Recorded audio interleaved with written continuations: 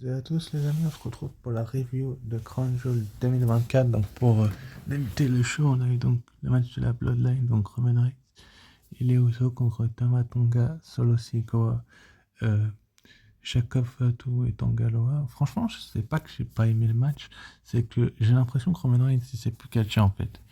C'est-à-dire que il a un peu de mal, il est assez lent dans le ring et il n'y arrive plus quoi. Et puis à catcher les Usos, on fait tout le taf. Solo Sikoa et sa bloodline, franchement, Jacob Fatu, Tamatonga et Tangaloa, eux, de leur côté, ils ont fait le job. Mais les Usos aussi, Jimmy et Jay, ils se sont très très bien entendus. Mais dès que Roman Reigns est rentré, il a eu vraiment, vraiment beaucoup, énormément de mal dans ce match-là. Et je trouve que c'est tourne trop en rond cette histoire de la bloodline. Bon, j'ai vivement que ça se finisse parce que là, Roman Reigns, il tourne vraiment, ça tourne vraiment autour de ça, son retour. Et il était mieux en heal en plus. Enfin, personnellement, je l'ai trouvé mieux en heal. Mais bon, c'est comme ça, c'est Triple H et la direction qui veut prendre. Moi, je comprends pas trop, j'en ai un peu ras-le-bol de ce type de scénario que nous fait Triple H à chaque fois. C'est pareil, il va falloir qu'il arrête à un moment donné ses bêtises et qu'il passe peut-être un peu à autre chose. Je sais pas, Solo Sikoa ne peut pas faire autre chose, Roman Reigns ne peut pas faire autre chose.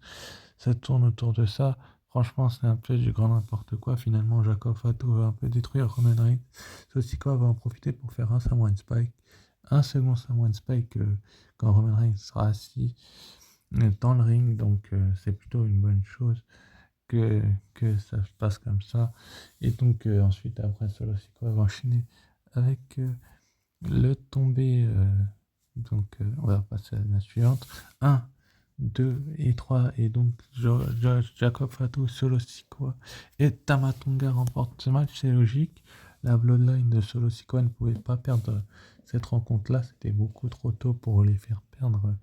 Donc c'est quand même une bonne nouvelle de faire en sorte de gagner la Bloodline de Solo Sikoa, donc Solo Sikoa, Jacob Fatu et Tamatonga en Arabie Saoudite parce que ça permet de pouvoir continuer la rivalité, mais vivement que ça se finisse parce que là, les gens commencent à en avoir ras-le-bol et je pense que je suis pas le seul. Donc Roman Reigns après va prendre le bon talon sur le Sikoa et puis il va se faire un peu dominer par Jacob Fatu, Tamatonga et Tangaloa.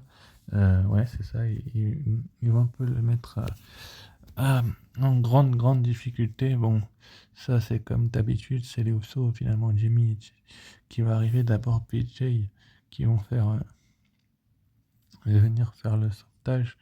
Enfin, franchement, le sauvetage est peut-être un grand mot. Enfin, ils ont tenté de sauver Roman Reigns, je vais pas vous mentir, parce qu'ils ne sont pas finalement parvenus. Enfin, s'ils y sont parvenus, ils ont éjecté tout le monde du ring.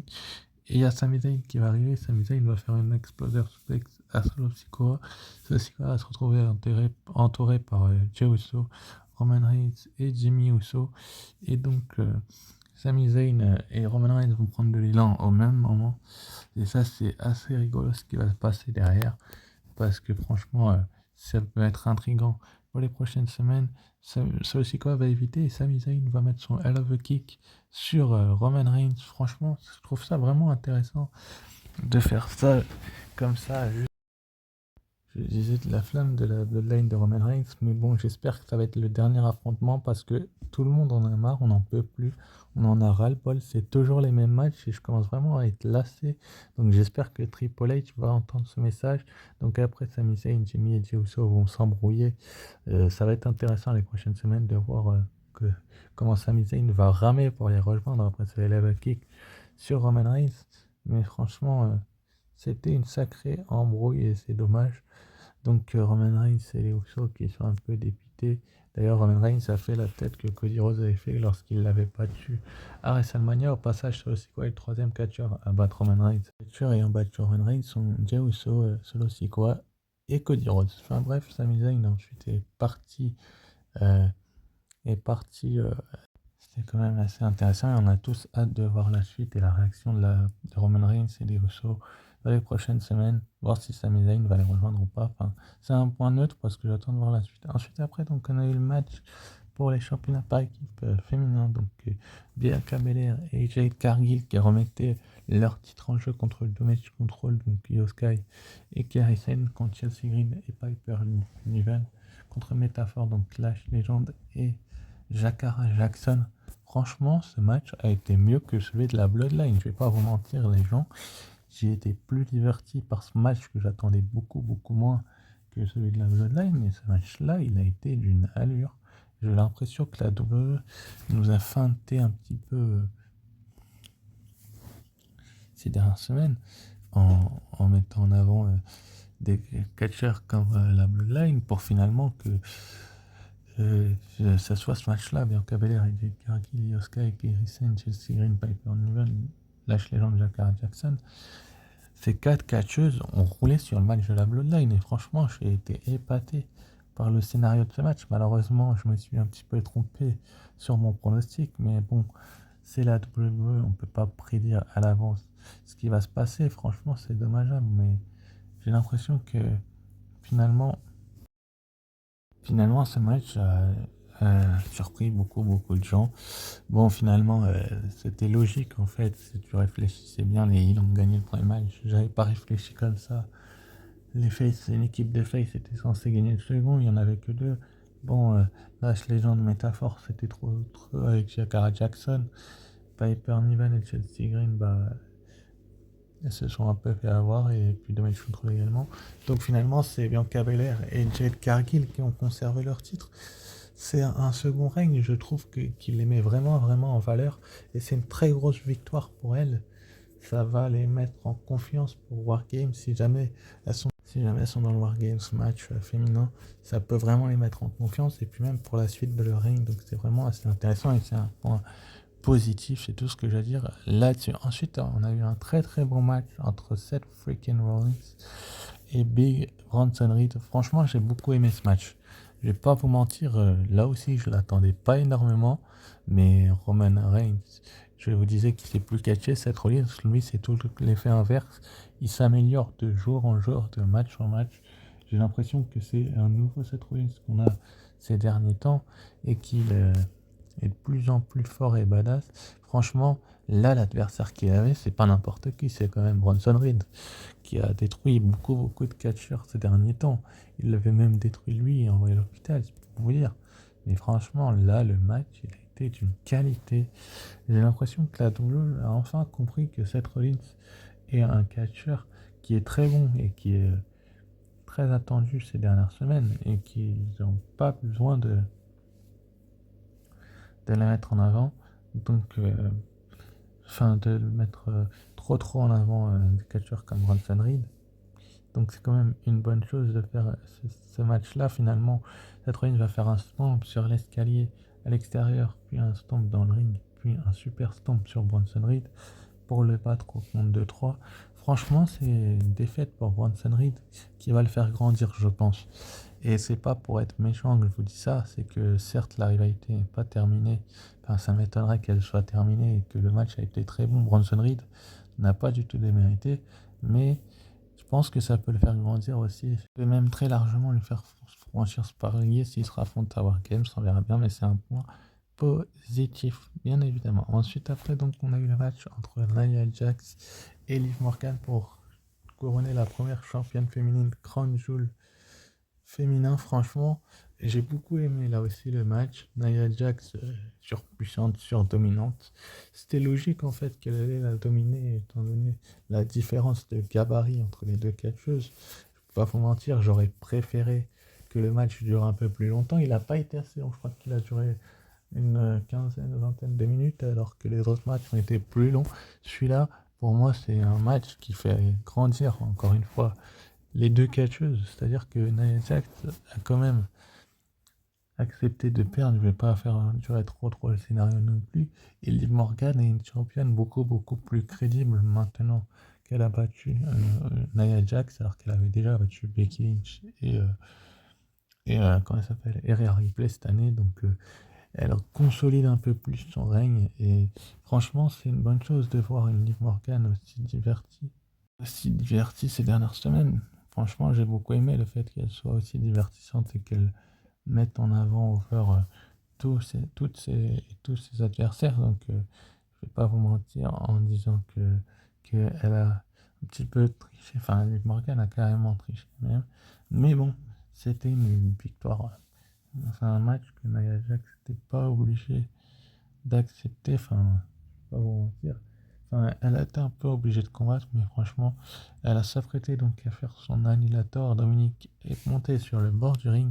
Raquel Rodriguez a mis un coup de botte. Elle est intervenue une deuxième fois sur la tête de Nia Jax. Liv Morgan va en profiter pour placer un Oblivion. Le seul remarque critique que je pourrais faire, c'est que faudrait que la WWE fasse en sorte que Liv Morgan gagne ses matchs de manière seule, mais sinon à part ça, le match a été d'une très très bonne qualité et c'est une très belle victoire pour Liv Morgan qui devient donc la première Crown Jewel championne. Elle a gagné une bague et enfin un diamant et le titre reste là-bas, mais franchement c'est une très belle victoire et ça consolide un point positif parce que ça consolide le personnage dans le jugement de Liv Morgan et on a hâte de voir la suite dans les prochains Raw pour savoir qui le défiera à Wargames. Enfin bref, point positif. Ensuite après donc on a eu Kevin Owens, enfin on était censé avoir un match entre Kevin Owens et Randy Orton, mais on a eu une bagarre qui a mal tourné. Franchement je trouve ça un petit peu bête d'annoncer un match pour pas qu'il ait lieu. Enfin, si tu annonces un match, fais en sorte qu'il ait lieu. Enfin,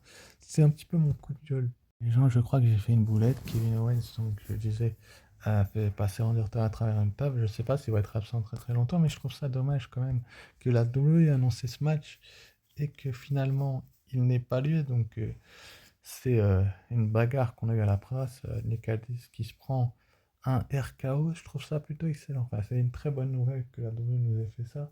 Donc j'espère vraiment que la WWE va continuer dans ce type de scénario-là et que la rivalité va continuer au moins jusqu'à Wargames, que les deux vont s'affronter et que cette fois-ci le match aura bel et bien lieu. Bon, Kevin Owens est blessé au rein et Randy Orton sera absent dans les prochaines semaines aussi, donc on va bien voir ce qui va se passer. Mais enfin bref, c'est un point que j'ai là, que j'ai hâte de voir. C'est un point négatif forcément parce que j'attendais beaucoup de ce match et j'ai été déçu qu'il n'ait pas lieu. Donc quand on est déçu, bah finalement ça se retourne contre soi-même. Donc on va bien voir ce que la WWE va prévoir dans les prochaines semaines entre ces deux-là. S'il prévoit des trucs, mais j'ai l'impression que malheureusement, bah il n'y a rien de prévu et Corton va être un petit peu absent. C'est dommage. C'est même vraiment très très dommage. Donc on va bien voir ce qui va se passer. Point négatif. Le match pour le titre des États-Unis qui opposait LA Knight, Carmelo Hayes et Andrade.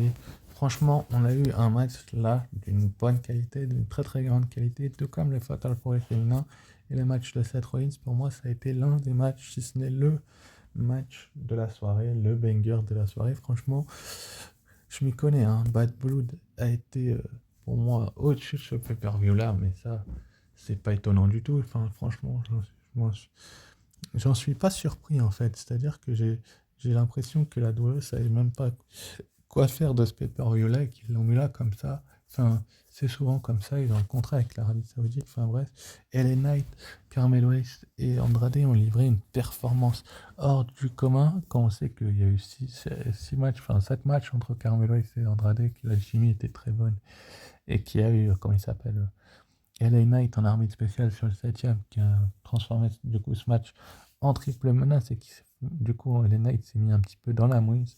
Franchement, je trouve que le scénario de ce show et de ce match-là, c'est quand même une très très bonne qualité. Et la WWE a bien fait de faire ce match. Finalement, on a eu je crois, une prise de Carmelo Hayes. Enfin, il a s'apprêté à faire un DDT, je crois, sur Andrade et Elena était arrivée à faire son BFT sur les deux en même temps. Moi-même, j'étais choqué hein, quand j'ai vu la prise. Je me suis dit, mais ouais, les deux se la prennent et ils la vendent hyper bien. Et donc, ça va permettre à Elena d'enchaîner le tombé. Je crois que c'est sur Andrade pour le compte de 3. Donc, Carmelo, il a toujours l'excuse de ne pas avoir pris le pin. Est-ce qu'il aura un match de championnat? Ça, j'en sais rien. On verra dans les prochains SmackDown ce qui va se passer. Mais donc, Elena conserve son titre. C'est un point positif, je trouve, que la WWE a fait. C'est une très très bonne nouvelle pour le titre des États-Unis.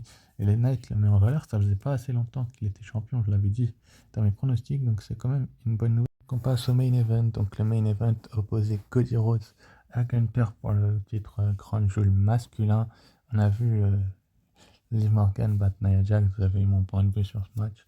Là, on a eu un match entre Cody Rhodes et Gunther, deux catcheurs très très talentueux et qui ont besoin d'être mis en valeur.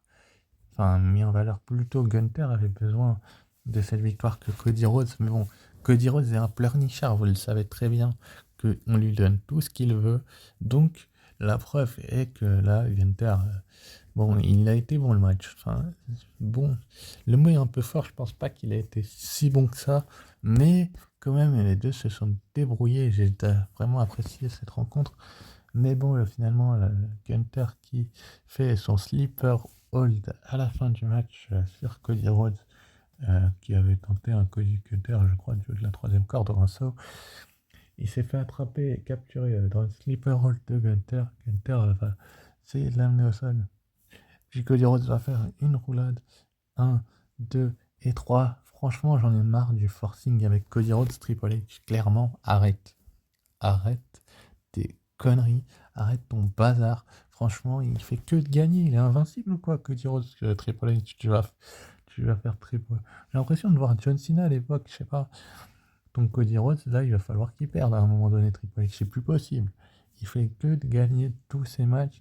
Là, t'as décrédibilisé, t'as même enterré Gunther. Gunther qui est un gros champion, ça devient un champion de seconde zone. Franchement, t'aurais pas pu faire gagner Cody Rhodes autrement. Non, non, fallait qu'il gagne, forcément. C'est ton chouchou, regardez. Finalement, Gunther, par respect, il va lui serrer la main, il va lui dire qu'on se verra plus tard. J'espère que s'il se voit plus tard, la rencontre sera bien, bien meilleure que celle-là et que le résultat sera différent parce que franchement, le forcing avec Cody Rhodes, c'est gonflant et c'est du grand n'importe quoi. Finalement, Cody Rhodes qui célèbre avec les petites grandes joues et qui a gagné la même break que Liv Morgan. Donc, c'est le champion des champions, mais moi, je commence à en avoir ras-le-bol, à en avoir ma claque. Donc, j'espère que ça va changer dans les prochaines semaines, mais c'est un point neutre. Après, on a eu Liv Morgan et Cody Rhodes, donc les champions Crown Jewel, qui ont célébré.